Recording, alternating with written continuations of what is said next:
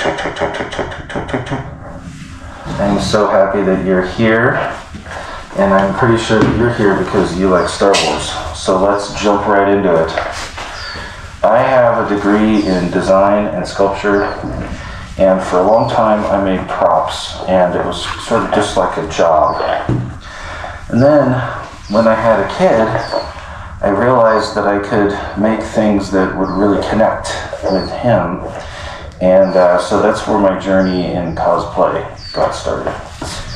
1, 2, 3, 4, 5 sections, and it basically took, I would say, 5 spools of PLA, so about 5,000 grams. Now, of course, a lot of that is in the supports. So if you're one of my subscribers, thank you so much. This is why I'm doing this. It's just because I found that we are interested in these things. And so it's fun to share. My channel is about sharing these different props and some ideas from Star Wars. I'm really just a Star Wars fan, but I'm also a prop maker. I can't do it without a script. And as you can see, it is just covered with scopes. Now, as usual with a Star Wars gun, the scopes don't make any sense, but that's what's cool about it. This right here is a muzzle brake from a 20mm cannon. And then this entire bracket below the muzzle brake area here would have been part of the muzzle brake. It would have been how the cannon locks down onto the outside of the vehicle. A lot of times these sorts of scopes are just made of wood, and they're just dummy scopes, and they just make it so it fits some existing metal bracket. So I'm going to guess that this metal bracket was part of this overall muzzle brake assembly that they kit bashed, and then they just lathed a scope end that would fit. Even though it was going to be a computer model, they still used real world elements to create this.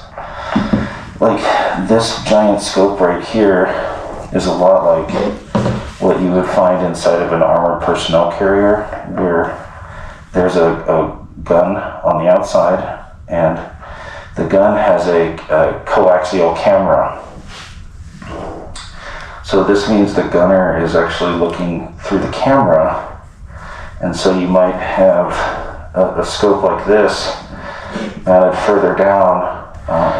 So I thought it would be fun to slice up the model in a couple different ways and edit it down to a really short, kind of almost like, I don't even know what to call it, like a bounty hunter blaster. Like an unholy, overpowered, short-barreled, unregulated, sort of chopped down Imperial technology. When I sliced this model up, I wanted to expose the fact that this is indeed a muzzle brake that was kit bashed into being part of that scope assembly. Pretty cool, right? It's always cool how Lucasfilm puts real things. They like to kit bash real things into their blasters, but they just put them in places that make absolutely no sense, which is partly what's so great about it. Pew, pew! Pew, pew. Try to act like it's really heavy. And this requires a little bit of miming, you could say, being a mime. Trying to pretend like imagine picking up a styrofoam rock, but trying to pretend like it was heavy. So that's what you have to do with a prop gun.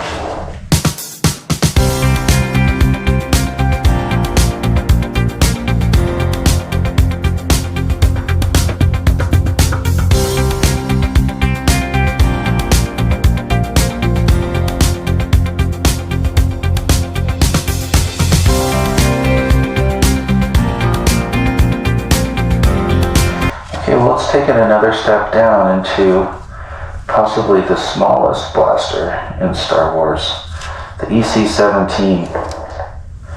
Now, once again, you can see that the prop maker is creating dummy scopes. See, you might end up with a bracket that you really like, that you want to use, and then you just use the lathe to create a dummy scope out of wood. That must have been something that George Lucas made clear from the very start, from Han Solo's blaster, a big scope slapped on the side, right? Because we see that here in the EC-17 with a dummy scope that they just made, you know, to fit the bracket that they had. And then here, all the way up to a weapon that was designed much later, the E-15.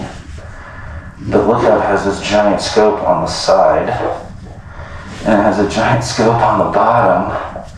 It's almost like the ultimate Lucasfilms Star Wars blaster. Well guys, I'm glad I could share these with you today. Any questions, any comments? Thank you for being here. Have a great day. I'll see you in the comments below.